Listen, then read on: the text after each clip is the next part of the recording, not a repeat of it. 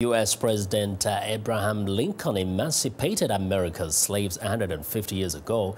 The law that established equality among all Americans, regardless of race, was passed over a century later, thanks in part to the efforts of Thurgood Marshall. VOA's Wei Hu profiles the man who began his work in the 1930s and became the first African-American man to serve as a justice on America's highest court.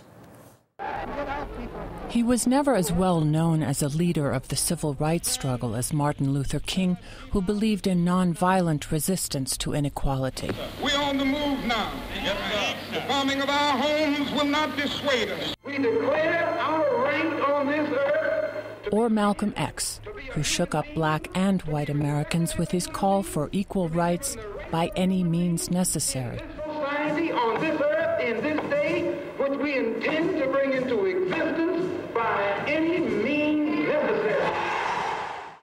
But Thurgood Marshall was way ahead of both men. He was the descendant of slaves. His father was a steward at a whites-only social club. His mother taught at a school for black children.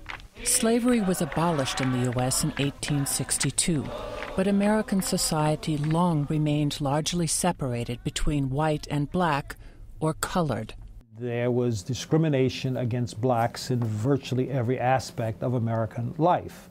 And Thurgood Marshall then set about, he and other lawyers, changing that under the law, making it possible for African Americans to go to colleges and state universities that they had previously been excluded from. Racial segregation of public institutions such as schools, transportation, and housing was legal as long as they were deemed of equal quality. But Thurgood Marshall contested the law in the highest court of the land. In 1954, the U.S. Supreme Court ruled in the case of Brown v. Board of Education that segregation in public schools was inherently unequal and therefore unconstitutional. This decision fundamentally changed the United States. Martin Luther King did not come on the scene in terms of his activity until 3 years after that. So it was, you could probably say Justice Marshall opened the door and Martin Luther King walked through it. Desegregation did not come easily, as some state officials refused to obey the law.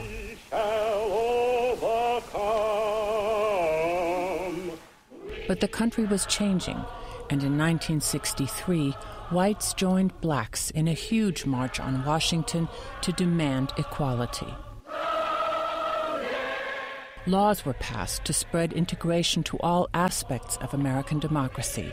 The Civil Rights Act in 1964, and then the Voting Rights Act to stop discrimination at polling stations. In 1967, Thurgood Marshall became the first black justice on the Supreme Court.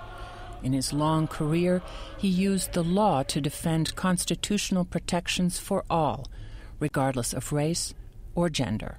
Thurgood Marshall changed American law to promote equality and is regarded by most historians as the most important lawyer, American lawyer of the 20th century.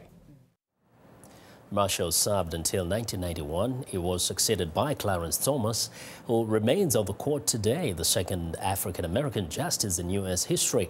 Our thanks to VOA's Wei Hu for that profile.